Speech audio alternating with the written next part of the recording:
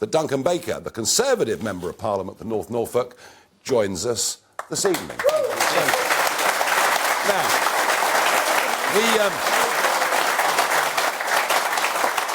we have a bit of history. I knew your father very well, who was a UKIP fanatic and got elected as a district councillor in Norfolk and a county councillor. And you, of course, followed in his stead. Yeah. And were elected as a UKIP member. Yeah. No, it wasn't. No. Yeah. Stood in 2015. You stood for UKIP, yeah. right, yeah. OK. Having had a UKIP background, did that make it difficult for the Conservatives in Norfolk to accept you? No, not in the slightest, because when I went for my selection meeting, they said, prove it to us, prove it that you are a Brexiteer. I said, I don't need to prove anything. I used to stand for the United Kingdom Independence Party, and I believe in getting our country back. They let me straight in, so it wasn't a problem at all. Good, well, and you married you are. Now, you're very, very fortunate. You know, you're born and bred in North Norfolk, and it is one of the most beautiful, magical, mystical parts of the entire United Kingdom. Those amazing salt marshes and those little towns, you know, of Cley and Blakeney and your own hometown. It's a magnificent place, but there's a problem, isn't there? You know, Burnham Market's rather nice.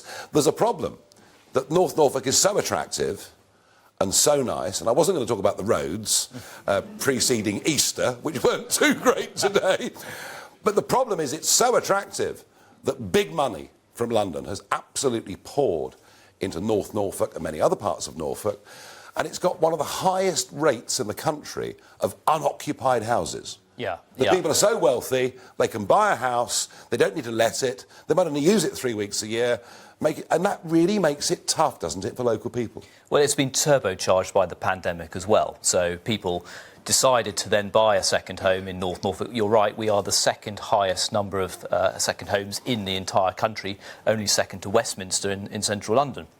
And, you know, to have a homegrown MP, you know, I grew up and was born and bred, as you said, in North Norfolk, It's quite rare. You've seen this problem get worse and worse and worse. And that wealth has changed. Over 20 years ago, it started in Burnham Market. It's moved all the way around my coast. I have 52 miles of coast going from Holcombe all the way down to Horsey.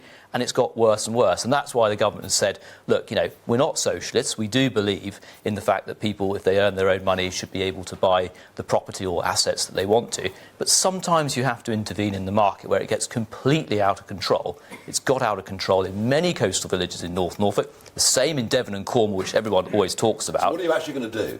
Well, we're going to double council tax on homes that are not used. I don't think that's going to be the golden bullet that solves absolutely everything, but it will do certain things. It will ensure that actually that council tax, which might raise £8.2 million in North Norfolk, goes back into the local economy. Hopefully it can develop affordable local houses for people. You know, it could help fund CLTs, that sort of infrastructure. But take things like bus routes, shops, and every new build house in Blakeney that is built goes for £1 million. Local people can't buy those.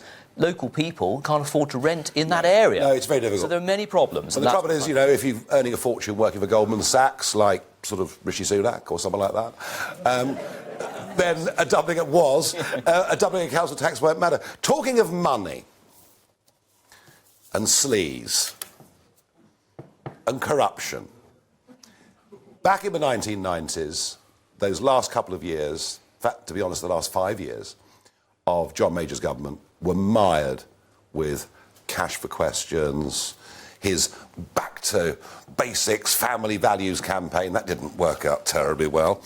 And I think, you know, I mean, here you are, Duncan, you become a PPS, you know, it's your first step on the ministerial rung, and you resigned as a matter of principle over the Pincher, the appropriately named Pincher affair.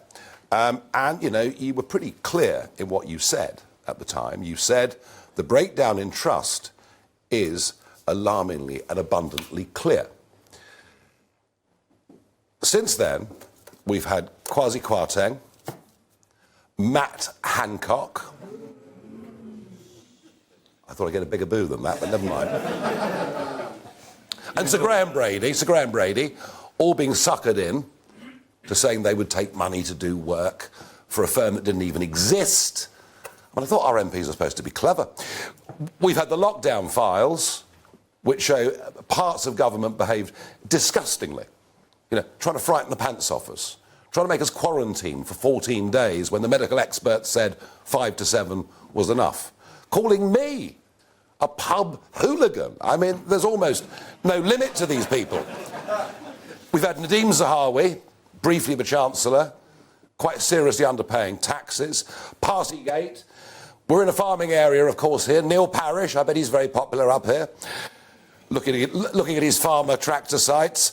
I mean, it just goes on. And now we've got Scott Benton, openly saying that he'd be prepared for money to leak the contents of a white paper to a gambling group, market-sensitive information, which if he'd done it would have been a criminal offence. Oh, and to top the lot, we read last Sunday in the Mail on Sunday that a senior member of Parliament was called at 4 a.m. by another MP who said, this is at 4 a.m, nameless MP, but don't worry, you're not a suspect, it's going to be okay. I'm in a brothel, I don't know how I got here, and I can't find my clothes.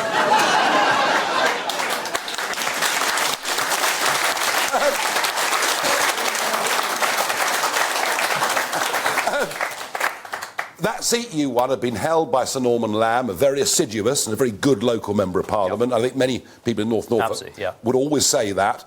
18 years the Lib Dems had it. You won it, and you won it well, one of the biggest swings in the country. But when you see what your party is doing on the national stage, do you believe you can hold it? Yeah, I do. I mean, first of all, let's just clear up. My wife will be watching. It wasn't me calling from the other way. But yeah, look, I mean, I think I had the biggest majority in North Norfolk in 32 years after Sir Norman stepped down. And he was a very decent individual. I've always said that.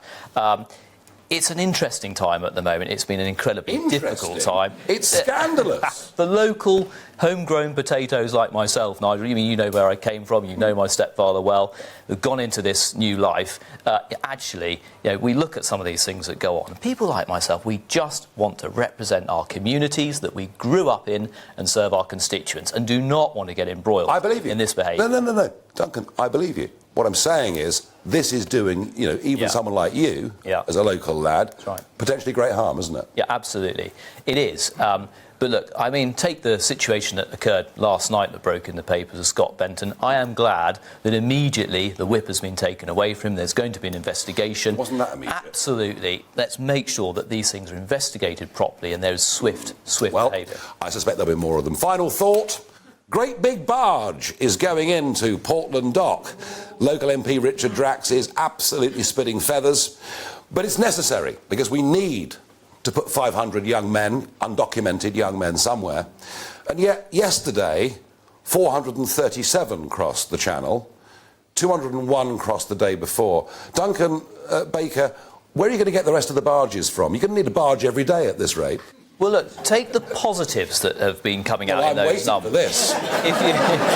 If you look at the return agreement that's been put in place, the last quarter, last year, the actual numbers of Albanians has completely and utterly dropped off the edge of a cliff. We've had 500 returned, about 2,000 people returned since that's been going in place. The numbers out today show a 2.6% drop in the numbers of people crossing over the English Channel. Of course we want this sorted out, Nigel. We've had the worst march. There's been an improvement. We've had the worst march for decades.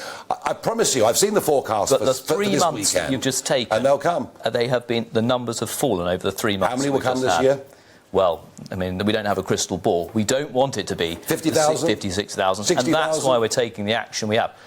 What Albania proves, if you're able to deport people, you stop people coming. Correct. If you sent large numbers to Albania, people would stop paying the criminal traffickers. In a word, should we leave the ECHR to be free to do that?